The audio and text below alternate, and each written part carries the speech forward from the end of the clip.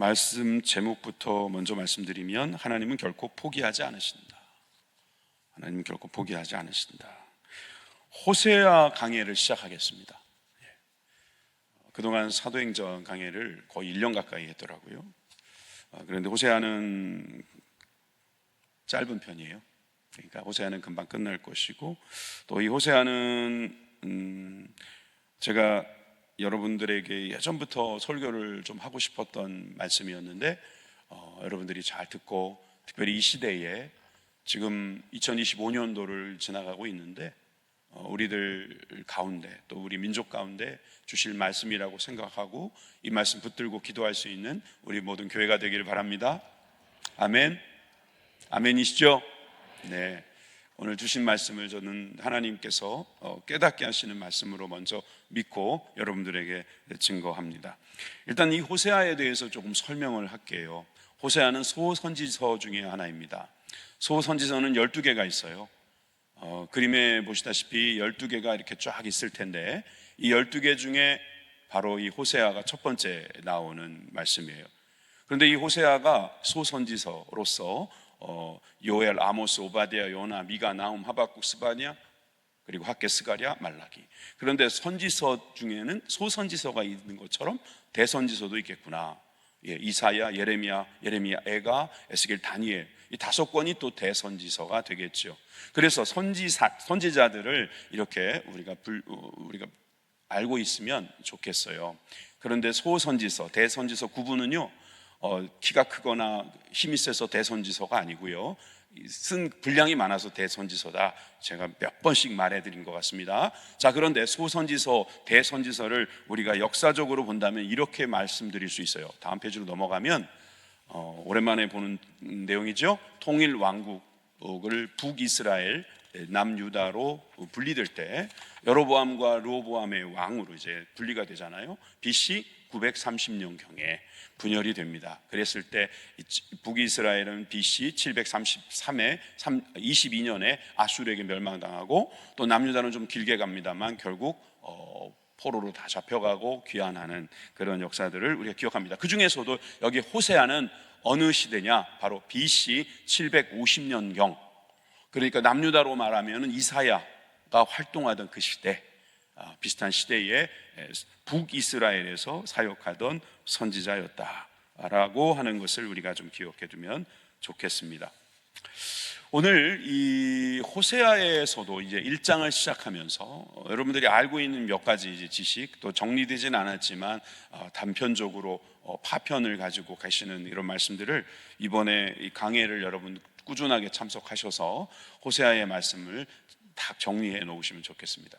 그러니까 지난번 사도행전 강해를 제가 하는데 제가 주변에 있는 분들한테 자주 하는 말인데요, 저한테 가장 유익했어요. 저는 사도행전 설교를 꽤 여러 번 했다고 생각했는데 끝에서부터 끝에까지 한꺼번에 할 수 있는 이 특권은 엄청난 거였다고 생각이 들어요. 그래서 저는 수요 예배 오신 분들은 어떻게 보면 수요 예배자라고 저는 따로 주님께서 분리하시는 건 아니실까 싶을 정도로, 그래서 이 수요 예배로 오시면서 성경책을 이렇게 공부하는 것 굉장히 중요합니다. 주일 예배는요, 솔직히 말씀드리면 쉽게 해야 돼요. 제가 좀 쉽게 못하는 능력을 가졌지만 주일 예배는요 좀 짧게 해야 돼요. 지난주는 엄청 길게 했지만 주일 예배는요 처음 오신 분도 들을 수 있어야 한다는 거죠. 그런데 수요 예배도 그렇게 하면은 될까요? 안 될까요? 저는 별로 안 좋을 것 같아요. 수요 예배에 오신 분들은요 좀 성경을 보셨으면 좋겠어요. 성경을 성경에서 나온 이야기를 쭉 보자는 뜻이 아니에요. 하나님의 말씀으로 받자는 거예요. 막 예화 좋아하는 분들 많아요. 누가 했던 이야기 막 이렇게 인용하는 거 좋아하는 분도 있고요, 막 웃기는 이야기하고 아니면 막 감동적인 이야기, 다 필요하죠. 그걸 다 필요하다고 저는 말하고 싶어요. 그렇지만 제일 중요한 것은 하나님 말씀 아니겠어요? 특별히 오늘 호세아는 듣기에 따라서 매우 거북한 말씀입니다. 그리고 듣기에 따라서는 되게 어떻게 보면 굉장히 선정적인 말씀이기도 합니다. 그런데 세상이 그래요. 세상이 원래 그렇잖아요. 그렇기 때문에 이 말씀은 과장할 필요도 없고 포장할 필요도 없어요. 우리가 이 말씀을 통해서 하나님의 마음을 알게 되면 되는 거예요. 그래서 오늘 첫째 날 우리에게 주시는 하나님의 말씀의 전 제목을 하나님 결코 포기하지 않으신다. 하나님은 포기하지 않으시려고 어디까지 가보시는가, 어떻게까지 하시는가 한번 보세요. 하나님은 여러분들을 구원하기로 작정하셨습니다. 여러분, 저는 이렇게 말씀드리고 싶습니다. 하나님은 여러분을 구원하기로 작정하신 이상 결코 포기하지 않으십니다. 이걸 믿으셔야 돼요. 이게 흔들리면은요, 이게 이단되기 쉽고요, 이단의 먹이가 되기 쉬워요. 구원 받았는지 물어봤을 때 내가 구원 받았나? 이렇게 흔들흔들거리면은 바로 직격탄 들어온다 그랬죠? 언제 태어났는지 아는 것처럼 구원 받은 날짜를 다 아는 거라고. 무슨 파예요? 구원파예요. 언제 구원 받았는지 날짜를 알고 있고 시간을 알고 있으면 그 구원파라니까요. 그걸 어떻게 알아요, 정확하게? 자기가 하나님이야? 어떻게 알아요? 그때 믿음의 확신을 가졌다 정도로 가야지, 구원 받았다라는 말씀을 하기 위해서는 그냥 온전히 하나님께서 하신 것으로 해서 그렇게 맡기는 게 맞지, 그거를 날짜 시간으로 따져가지고, 물론 뭐 확신하고자 하는 그런 마음이라고 말하겠지만 현혹하는 마음이고. 그래서 저는 이 마음만 있으면 돼요. 하나님은 결코 구원하기로 하신 나를 포기하지 않으신다. 죄를 지었습니까? 그래서 구원 못 받을 것 같다는 거죠. 그럼 구원 못 받을 것 같다고 두려워하지 마시고 그 시간에 회개하세요. 그 시간에 회개하면 하나님께서는 그 죄가 무슨 죄라 할지라도 용서해 주십니다. 또 어떤 사람은 그래? 무슨 죄라도 지으면 되는 거야? 왜냐하면 무슨 죄라도 용서해 주시니까. 이런 식으로 머리를 돌리시면 안 되고요. 정말 하나님을 두려워하시고 하나님을 사랑하신다면 저는 오늘 이 호세아의 말씀이 참 진정성 있게 들려올 것이라 믿습니다. 한번 오늘 말씀 제목 다시 한번 따라해 볼게요. 하나님은 결코 포기하지 않으신다. 네, 이 믿음이 있으셔야 돼요. 네, 내가 주님을 포기할 수는 있어도 하나님은 우리를 포기하지 않으신다. 예, 그 포기하지 아니하신 하나님의 세 가지 이 사역을 우리가 함께 오늘 살펴보겠습니다. 호세아를 쓰시는 하나님 어떻게 하시는가에 대해서 함께 살펴봅니다. 첫째는 하나님의 음성이 들려옵니다. 하나님의 음성. 자, 오늘 본문 1장 1절을 함께 읽도록 합니다. 시작. 우시야와 요담과 아하스와 히스기야가 이어 유다 왕이 된 시대, 곧 요아스의 아들 여로보암이 이스라엘 왕이 된 시대에 부엘의 아들 호세아에게 임한 여호와의 말씀이라. 아멘. 호세아 1장 1절, 즉 서론 중에 서론인 가장 첫 번째 문장에서 등장하는 인물들은 호세아가 아니고 남유다의 왕들이었습니다.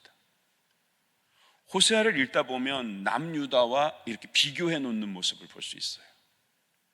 하나님은 남유다의 왕들을 세우시고 하나님의 마음에 합한 자라고까지 말씀하시지만 북이스라엘 왕 중에서는 한 사람도 그런 사람이 없었습니다. 그러니까 하나님의 마음은 어느 쪽에 있었냐면 남유다 쪽에 있었다고 볼 수 있어요.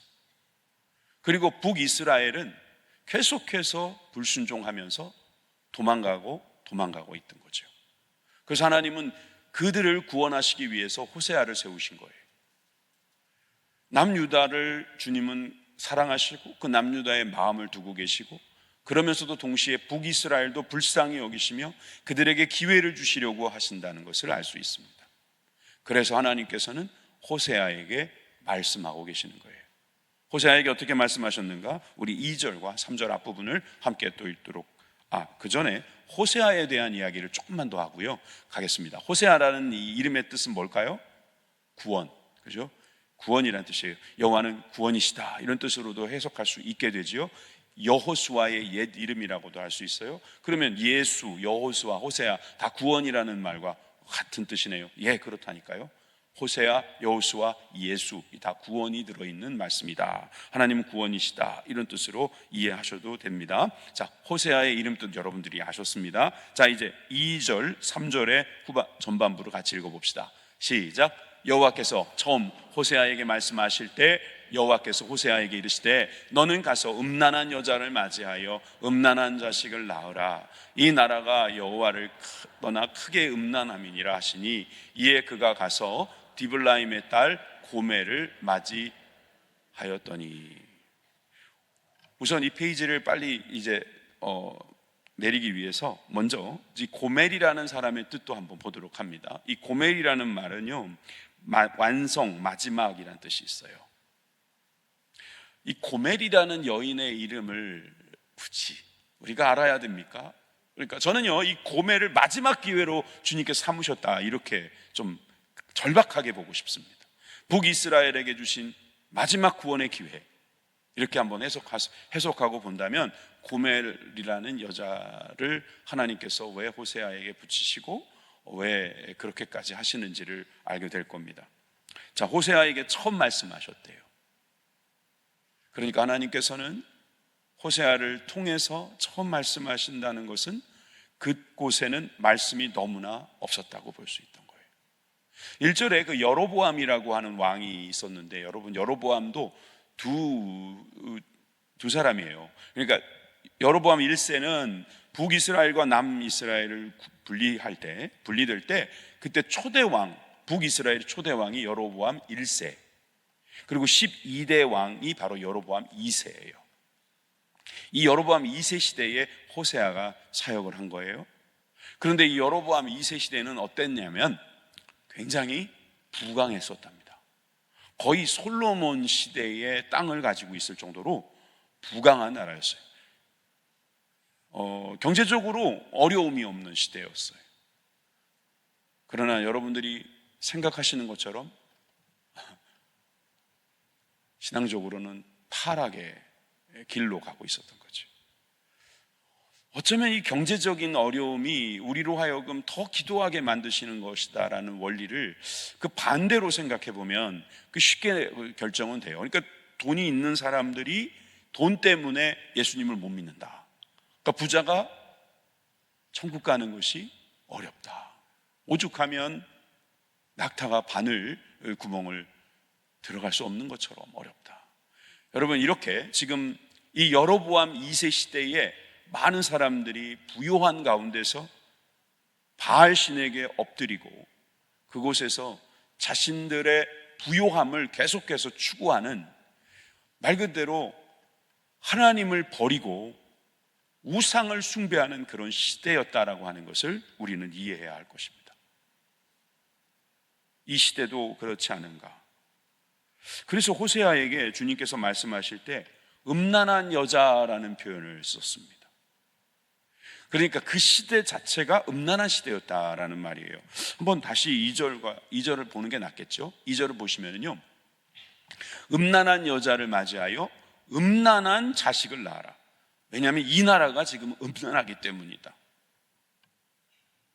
우리가 아는 것처럼 음란하다는 것은요, 정조를 지키지 않는 거예요. 이것은 매우 종교적으로나 우리가 윤리적으로나 정신적으로 매우 문제가 되는 것이죠. 저는 이거를 좀 기억하기 좋도록 이런 표현 써볼게요. 곁눈질하는 거예요. 음란하다는 것은 좀 곁눈질하는 거라고 생각해요. 옆에 예쁜 여자가 지나가면 괜히 이렇게 눈 한번 돌리는 거예요. 네. 아니, 그냥 지나가는 걸 안 볼 수는 없잖아요. 근데 또 한 번 보는 거예요. 그게 음란하다는 거예요. 곁눈질하는 거예요. 자꾸 힐끗힐끗 보는 거예요.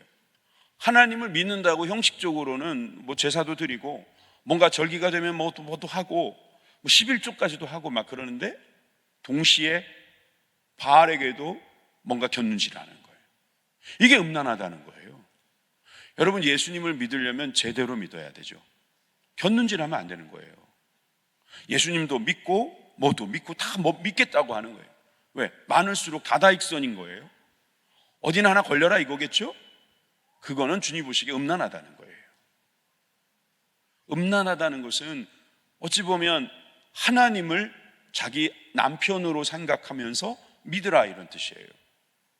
그런데 이스라엘 백성들은 하나님을 남편으로 믿지 않고 어찌 보면 자기의 욕구를 채우는 수단 정도로만 생각하고 자기의 필요를 채워주는 존재로만 생각하기 때문에 또 여기에도 힐끗 저기에도 힐끗 자꾸 힐끗힐끗 쳐다보는 거예요. 그런 이스라엘, 북이스라엘 백성들에게 먼저 아내도 음란하고 자녀도 음란하고 이렇게 음란한 가정을 만들라고 하시는 거예요. 이해가 되지 않아요. 여러분, 저는 이해가 되지 않는 하나님의 음성도 하나님의 음성이라고 우리는 믿습니다.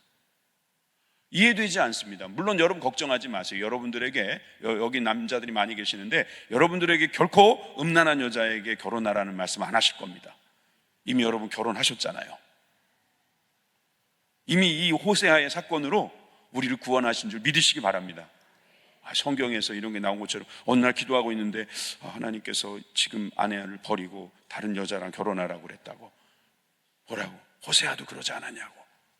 그거 잘못 적용하는 겁니다. 여러분, 하나님은 이 호세아를 통해서 우리에게 주시려는 메시지로 삼으신 거예요.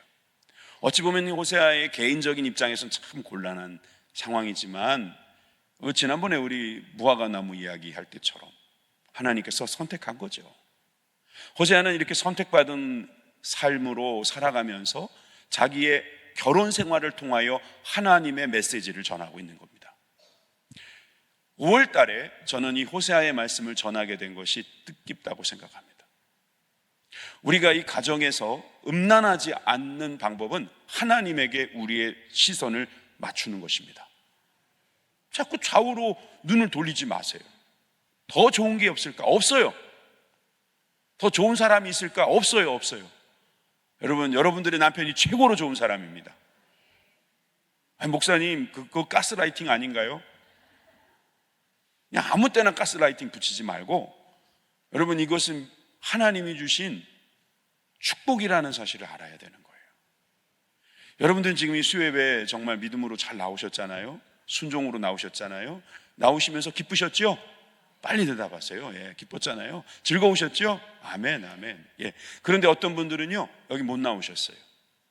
그리고 이 자리를 무시하면서 그냥 지낼 수도 있어요. 근데 어느 날 생각할 거예요. 내가 이럴 줄 알았으면 그때 수요예배 나갈 걸. 내가 이럴 줄 알았으면 그렇게 주어진 기회를 정말 값지게, 값있게 쓸 걸. 여러분, 그렇게 생각할 거예요.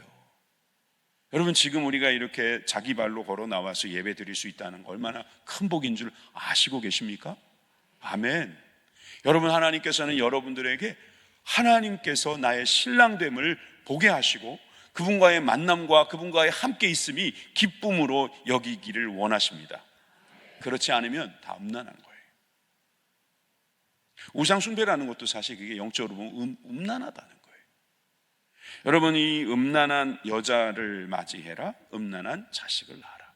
그러니까 음란한 여자니까 그 자식까지 음란하다 이런 뜻은 아니에요. 그래서 혹자는, 그러니까 이 말씀을 주석하는 사람들 중에는요, 이 아들과 딸이 호세아의 자녀가 아닐 수도 있다 이 말이에요. 무슨 말인지 아시겠어요? 이 여인이 워낙 음란하니까 아내로 삼아서 같이 살고 있는데 낳는 아이들이 음란하다 그랬잖아요. 그러니까 이 아이들도 믿을 수 없는 총체적 위기인 거예요. 저는 이걸 보면서 처음에는 말도 안 된다고 생각했는데 제가 미국에 잠깐 있었잖아요. 그 미국에 이렇게 보면은요, 어떤 프로에 참 말하기도 좀 그런데 이 사람이 이 아이의 어머니인가 이런 거 확인하는 그런 프로가 있어요. 내가 그거 보고 하도 어처구니가 없어서 그다음부터는 안 봤어요. 근데 이제 보통의 사람들은 뭐 이 사람이 당연히 이 사람일 것이다 라고 생각하고 있는데 반전이 있는 거예요. 다른 사람의 자녀예요. 그럼 둘째는 그러면 그 사람의 자녀일 것 같은데 또 제3자가 나타나서 또 둘째는 또 제3자고, 그러니까 아주 그냥 그 음란 그 자체예요. 아니 어쩌면 그럴 수가 있냐고. 그래서 같이 살고 있는 남편이 정말 막 눈물을 흘리고 통곡하는 그런 장면들이 막 나오면 또 시청자들은 또 그런 자극적인 걸 보면서 막 욕을 하고 막 그러잖아요. 그런 시대예요 지금이. 근데 그때에 이 이스라엘의 모습이 바로 그러했다는 거예요. 그런데 이것을 하나님의 음성으로 듣는다면 여러분, 지금 호세아는 매우 부담스러운 주문을 받은 것입니다. 명령을 들은 것입니다. 여러분, 이것을 순종해야 한다는 것이 바로 이 호세아, 하나님의 사람의 역할이었던 것이죠. 때로는 이해가 되지 않습니다. 때로는 하나님, 내가 이거 감당하기 어려울 것 같습니다, 그렇게 말하고 싶겠지만 하나님께서는 그 명령을 사용하셔서 이스라엘에게 하나님의 메시지를 전하게 하시려고 하시는 것입니다. 하나님의 음성이 지금 이 금송아지를 섬기고 바알을 섬기는 이 많은 북이스라엘 백성들에게 하나님의 뜻이 무엇인지를 전달하라고 이런 음성을 들려주셨다는 사실을 여러분들이 믿으시면 되겠습니다.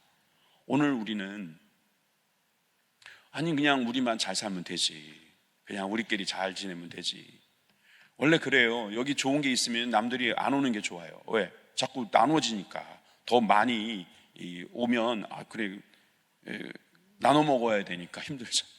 그런데 우리가 전도를 막 해야 되는 이유는 뭡니까? 우리는 그런 생각을 갖고 살아가지 않기 때문인 거예요.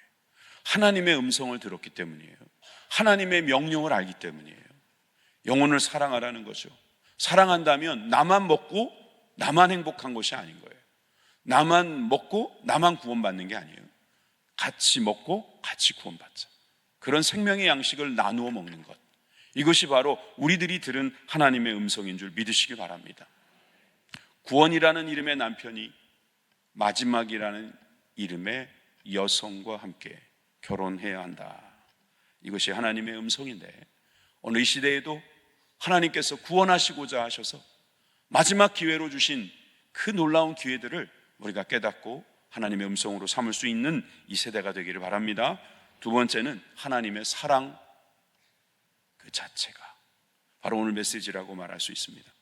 사실 지금 고멜을 만나서 고멜을 통하여 아이를 낳으라고 했는데 그 아이들이 음란한 자녀라고 했고 그 자녀들의 이제 이름이 등장합니다.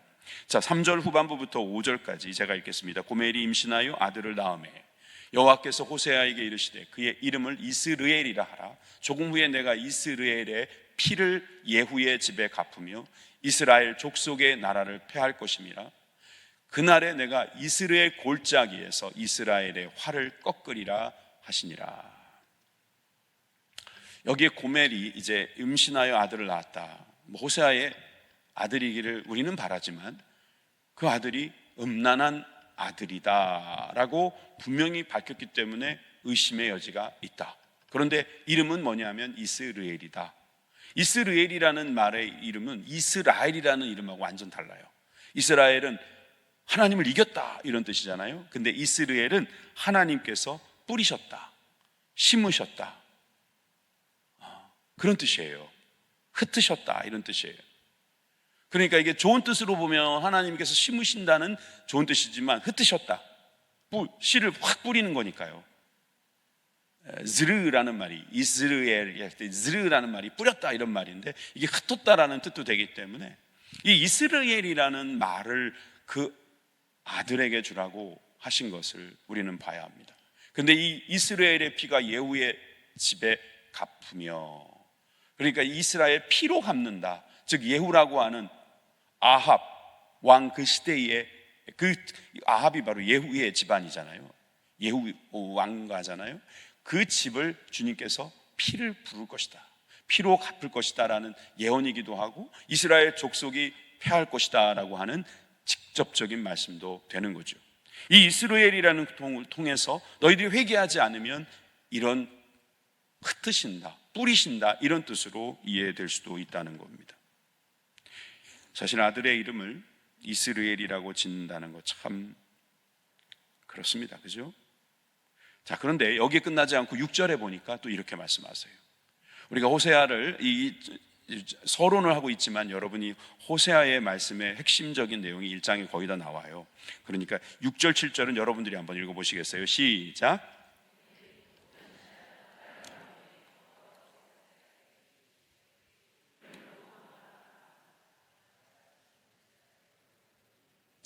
용서하지 않을 것임이니라.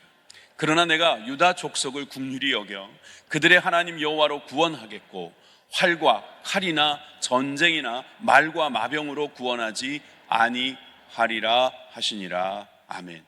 자, 여기 보시면 7절 먼저 보시면 유다 족속을 긍휼히 여기신다, 이거거든요. 여러분, 긍휼히 여기시면 되는 거예요. 유다 족속은 주님께서 긍휼히 여기세요. 그들이 민족도 작아요. 베냐민과 유다, 그것도 작은 족속들 중에 더 작은 족속들인데 그들끼리 있는데도 주님은 불쌍히 여기셔서 그들은 구원하시겠다는 거예요. 왜? 하나님 의지하면서 사니까. 여러분들처럼 하나님 바라보면서 살고 하나님 의지하면서 살고 하나님만 보면서 살아가니까 그럼 불쌍히 여겨주시는 거예요. 구원하는데 여러분 보세요. 6절에는 6절 후반부부터 먼저 본다면 이스라엘 족속을 긍휼히 여겨서 용서하지 않으실 것이다. 왜? 우상을 섬기니까. 로루아마라고 이름을 붙이래요. 이름이 남자 이름 같아요, 여자 이름 같아요? 그냥 느끼는 대로. 위에 딸이라는 게 적혀 있으니까 어떻게 느끼는 대로 말하겠어요, 그죠? 저는 처음 보면 이게 남자 이름인 줄 알았는데 딸 이름입니다. 로루하마. 그런데 보세요, 여기에 로라는 말은 영어로 말하면 no예요. no, 아니다 이런 뜻이에요. 그럼 루하마가 아니다 이런 뜻인데 어떤 뜻이냐 하면은 긍휼히 여김을 받지 못했다 이 말입니다. 딸 이름이 긍휼히 여김을 받지 못하는 자라고 지으라는 겁니다.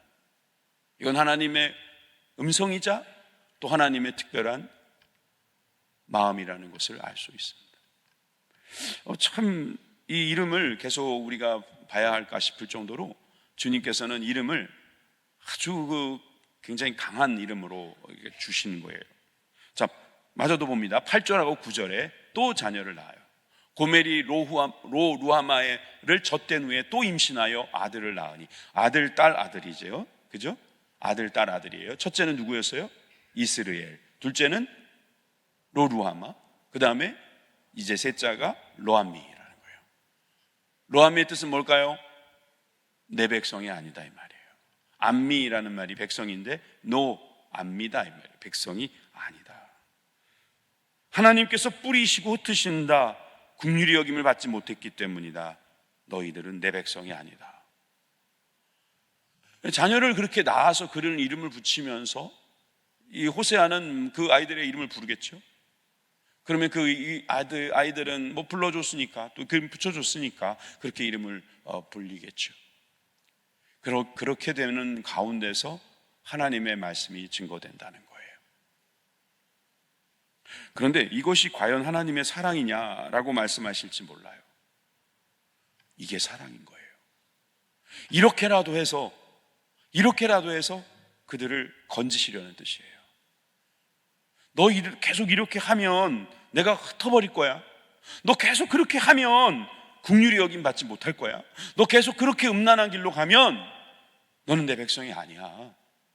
그러면서 지금 메시지로 계속 주고 있어요. 그러면 그건 사랑이에요. 메시지가 안 들려오면 끝난 거예요. 끝난 거라니까요. 아직도 회개하라는 말씀이 들리면요, 돌아오라는 말씀이 들리면요, 아직 사랑한다는 말씀이에요. 아직 돌아갈 수 있을까요? 예, 돌아갈 수 있습니다. 왜? 주님은 여러분들에게 지금 시간을 주신 거잖아요. 돌아갈 수 있는 시간을요. 이 민족을 위해서 우리가 기도해야 되는 이유는요, 돌아갈 수 있는 기회가 있기 때문입니다. 요즘 우리나라 이 정치 이 현실을 보면서 여러분들이 많이 걱정을 하시는데요, 여러분 좀 지식이 있는 정치인들은요, 평론가들도 마찬가지고요, 다른 나라도 똑같아. 우리나라만 이 모양이 아닌 거예요. 아세요? 민주주의의 어떻게 보면 시조격으로 영국이요 더해. 미국도 똑같아요. 민주주의요? 최고로 좋은 제도가 아니에요. 누가 그러대요? 가장 덜 나쁜 제도라고. 그 말이 그 말인 것 같긴 합니다만은 이 세상의 제도는요 다 문제가 있는 거예요. 우리는 하나님 나라를 바라보고 이 하나님 나라의 절대성, 이 절대적 우월함을 알잖아요.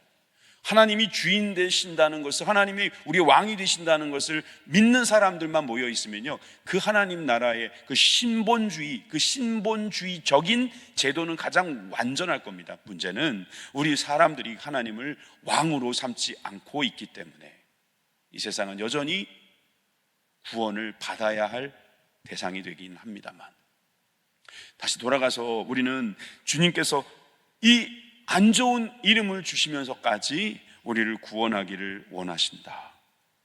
포기하지 않으신다. 심지어 음란한 여인까지 자기 아내로 삼으면서, 사실 호세아는 하나님의 종이에요. 하나님의 종이라면 결국 그 하나님의 메시지를 증거하면서 살아야 되는데, 그렇다면 자기의 인생을 통틀어서 하나님의 메시지가 되게 하는 데 있어서 하나님은 그의 인생 전체를 쓰고 계신다는 건데, 그렇다면 그만큼 이스라엘을 사랑하신다 하는 것을 우리가 깨달아야 합니다. 마지막 세 번째는요, 하나님의 소원이 들어있어요. 그러니까 사실 이 이름만 놓고 보지 말고요, 하나님께서 그 이름을 주신 그 목적을 알아야 된다는 거죠. 그래서 1장이 끝나기 전에 벌써 하나님은 계획을 다 갖고 계시고 그 계획을 이미 말씀해 버리십니다. 그래서 오늘 여러분 10절부터 11절 말씀을 우린 읽어야 합니다. 그러나로 시작합니다.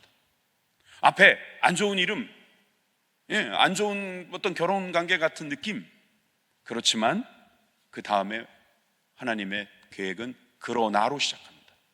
그러나 이스라엘 자손의 수가 바다의 모래같이 되어 측량할 수도 없고 셀 수도 없을 것이며, 전에 저희에게 이르기를 너희는 내 백성이 아니라 한 그곳에서 저희에게 이르기를 너희는 사신 하나님의 자녀라 할 것이라.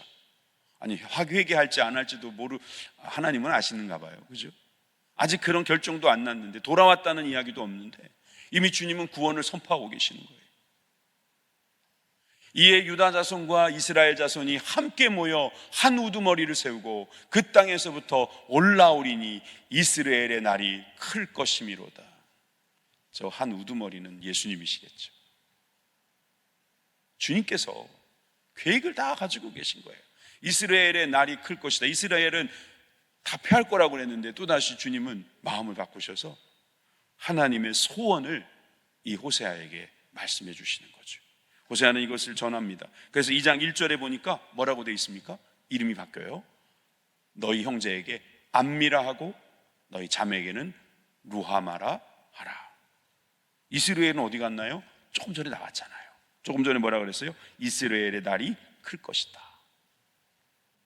이스라엘은 좋은 뜻과 나쁜 뜻이 동시에 있다 그랬어요. 그죠? 근데 이 루하마는 나쁜 뜻이잖아요. 거기에 노자를 빼고 주님께서는 너희 형제는 암미, 너희 자매는 루하마라 할 것이다. 이름을 바꿔주시겠다는 거예요. 여러분, 우리가 바로 그런 존재들이다 이 말이죠. 주님의 이 계획과 소원이 이루어진 그 장본인들이 바로 저와 여러분들이라는 거죠. 우리는 신자라는 이름을 갖고 있어요. 주의 백성이라는 이름을 가지고 있어요. 그리스도인이라는 이름을 가지고 있습니다. 물론 여러분들 개인의 이름도 있겠지만 주님이 주신 새 이름을 가지고 살아가는 저와 여러분들이 되길 바랍니다. 여러분, 이사야 49장 15절을 보세요. 여인이 어찌 그 젖 먹는 자식을 잊겠으며 자기 태에서 난 아들을 잊겠는가. 이사야 49장 15절이에요. 예? 국률이 여기지 않겠는가. 예? 주님께서 그들은 혹시 잊으실지라도 너는 잊지 않겠다 하셨어요. 왜 그러시는가? 국률이 여기시기 때문이라고요. 그 남유다를 주님께서 국률이 여기셨듯이 이스라엘을 주님께서 국률이 여기시겠다. 국률이 여기시면 되는 거예요. 시편 103편 16절 13절 말씀을 함께 읽어봅시다. 시작. 아버지가 자식을 국률이 여긴 같이 여호와께서는 자기의 경외하는 자를 국률이 여기시나니. 아멘. 아버지가 자식을 국률이 여기면 끝난 거잖아요. 그죠? 사실 아버지가 자식을 국률이 여기죠. 그러니까 그에게 다 주는 거예요. 여호와께서는 자기를 경외하는 자를 국률이 여기신다. 즉 하나님을 아버지라고 부르는 자를 국률이 여기신다. 여러분, 주님께서 국률이 여기시면 구원받는 겁니다. 주님께서 국률이 여겨달라고 주님께로 돌아가는 사람, 그 사람에게 하나님은 구원해 주시겠다는 말씀을 하고 계십니다. 사무엘 하 24장에 보면은요, 아직 보여주지 마세요. 거기에 보면은 이런 말씀이 나와요. 다윗이 하나님 앞에 큰 죄를 짓게 됩니다. 우리가 알고 있는 밧세바를 범하는 그런 죄 말고요, 또 기록된 아주 큰 죄가 뭔지 기억나세요? 제가 다음에 이제 다윗에 대한 강의 한다고 그랬죠. 준비를 좀 오래 할 거예요. 그러다 보니까 저는 여러분들에게 이렇게 간혹가다 질문을 할 수도 있어요. 무슨 죄를 지었냐면, 다윗은 인구조사를 하지 말았어야 했어요.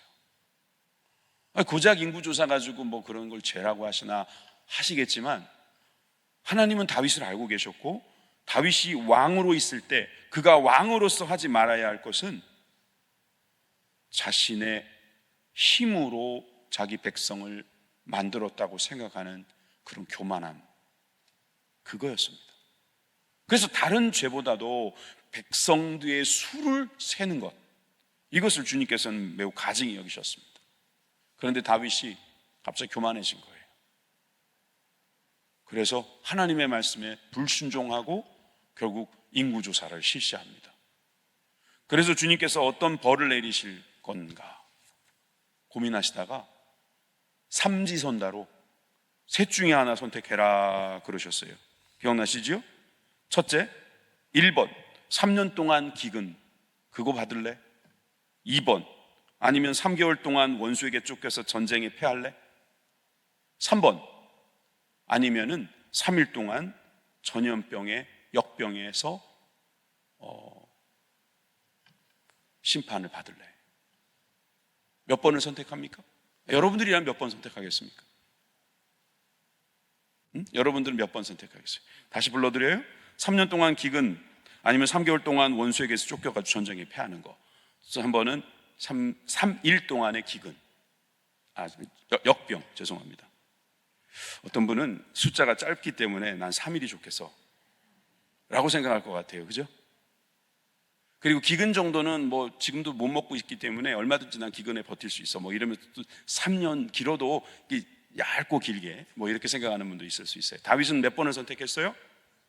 그렇죠, 3번을 선택하죠. 3번을 선택한 이유가 3일이라는 짧은 것이기 때문이라고 생각하는 분들도 있습니다. 아닙니다. 다윗은 왜 3번을 선택했는지 그 이유를 말하고 있습니다. 그 이유를 아시는 분 계십니까? 분명히 성경에 나와 있는데 이 이유를 여러분 잘 알고 있는 분들이 드뭅니다. 그 이유를 이렇게 적었습니다. 사무엘상 24장 14절입니다. 함께 읽겠습니다. 시작. 다윗이 가세게 이르되 내가 고통 중에 있도다. 청하건대 여호와께서는 국률이 크시니 우리가 여호와의 손에 빠지고 내가 사람의 손에 빠지지 아니하기를 원하노라 하는지라. 누구에게 빠지고 싶다고요? 누구에게는 빠지고 싶지 않다고요? 네. 다윗은 벌을 받을 때도요, 사람에게 벌 받는 것보다 하나님께 벌을 받는 게 낫겠다고 생각한 거예요. 왜? 이유가 나오잖아요. 왜? 긍휼이 크시니까. 이렇게 멋있습니까, 사람이? 벌을 받아도 이렇게 받는 거예요. 사람들은 긍휼이 커봐야 거기서 거기라는 거예요. 사실 1번도 기근이라는 것이 이게 사람하고 연관이 있나 이럴 수 있는데 사실 연관이 있을 수 있어요. 여러분, 주변을 싹 막아버리면요 기근이 생기는 거예요. 못 다니게 만들면 그 기근이 벌어지는 거죠. 그러니까 이것도 사람에게 받는 벌이라고 할 수 있어요. 그러나 3번은 이 역병은 하나님이 만들어낸 것으로 보는 거죠. 그런데 하나님께서 긍휼히 여기시면 살 것 같다고 그렇게 고백하면서 그가 벌을 받습니다. 물론 비참한 벌이었죠. 7만 명이나 죽습니다. 3일 만에. 어마어마한 벌이었죠. 그러니까 그 다음부터는 다윗은 죄 짓고 싶은 마음이 뚝 떨어졌을 거고 그는 그 이후로는 죄를 짓지 않는 모습을 볼 수 있습니다. 여러분, 우리는 여기에서 다윗의 마음이 어떠한지를 알 수 있습니다. 나는 하나님께 빠지는 게 낫겠다. 사람에게 빠지지 않고 하나님께 빠지고 싶다. 여러분 로마서 5장 2절을 한번 읽어보실래요? 로마서 5장 2절 시작. 또한 그로 말미암아 우리가 믿음으로 서 있는 이 은혜에 들어감을 얻었으며 하나님의 영광을 바라고 즐거워하느니라. 여러분 구원받은 사람의 고백은 바로 이거라는 거예요. 은혜에 들어간다는 거예요. 은혜에 빠진다는 말이에요. 하나님의 손에 빠진다는 거예요. 하나님께서 긍휼히 여겨주실 것을 믿고 주님께 맡긴다는 거예요. 그 은혜 안에 산다는 거예요. 그 사람이 긍휼히 여김을 받는 사람이고 구원받는 사람인 거예요. 내가 정신 바짝 차리고 예수님 잘 믿어보겠다고 아무리 몸부림쳐도 안 됩니다, 여러분. 보암직도 하고 먹음직스럽고 지혜롭게 할 만큼 탐스럽기도 한 것이 온 지천에 깔려 있는데 거기서 어떻게 죄를 안 져요? 아무리 자기를 정말 끌어내리고 막 찢고 별짓을 다 해도 안 돼요. 그래서 우리는 이렇게 고백할 수밖에 없는 거예요. 저는 은혜에 들어가기를 원합니다. 주님의 손에 빠지기를 원합니다. 주님은 긍휼이 크시니 나의 모든 죄를 사하여 주실 것을 믿습니다. 여러분 이런 사람은요 주님께서 구원해 주신다는 거예요. 복음은 무엇입니까? 주님의 은혜 안에 들어가는 것을 말하는 것입니다. 여러분 우리가 구원을 언제 받습니까? 은혜 안에 있을 때 받는 것입니다. 나의 행위나 나의 노력으로 되는 것이 아닙니다. 나의 행위나 그 노력도 주님이 은혜를 주실 때 그것이 올바로 가능하다는 거예요. 올바르게 될 수 있다는 거예요. 우리 중에 열심히 안 사는 사람은 없을 겁니다. 나름 열심히 삽니다. 그런데도 어떤 사람은 좀 좋아 보이는 것 같고 어떤 사람은 맨날 그 자리에 있는 것 같아요. 그러면 사람들은 평가하죠. 저 사람은 뭐 잘 살고 저 사람은 못 살고. 그런 게 주님 보실 때는 없는 거예요. 주님의 은혜 아래 있는가? 주님의 손에 빠져 있는가? 그래서 주님은 우리를 보면서 항상 기뻐하시고 항상 즐거워하신다는 것을 믿어야 합니다. 아멘이십니까? 이 죄도 짓고 이렇게 못난 나를 주님이 기뻐하신다고요? 그런 믿음 없는 말 하지 마시고요. 주님은 우리를 기뻐하십니다. 긍휼히 여기십니다. 그 사람이 구원받는 거예요. 죄를 지었으니까 주님 죄송합니다. 잘못했습니다. 회개하는 건 당연히 옳습니다. 그런데 그 이상의 것을 생각하는 것은 그거는 자기가 하나님인 것처럼 행동하는 겁니다. 이렇게 좀 심하게 표현해 볼까요? 당신이 하나님의 마음을 아세요? 하나님께서 당신을 얼마나 기뻐하시는지 얼마나 좋아하시는지 아시냐고요. 이런 마음이 와 닿아야 죄를 안 짓는다니까요. 이게 이 마음에 와닿지 않으니까 자꾸 힐끗힐끗 옆을 보는 거예요. 자기 남편이 얼마나 좋은지, 자기 가족이 얼마나 좋은지를 모르는 사람은 자꾸 나가는 거예요. 그런데 주님을 제대로 아는 사람, 그 사람은요 결코 떠나지 않아요. 만약에 혹시라도 떠났다 해도 다시 돌아와요. 돌아와서 정말 잘못했다고, 그러면 또 그 주인은 얼마나 또 긍휼이 많으신지 또 덮어주시고 용서하시고 그런 거예요.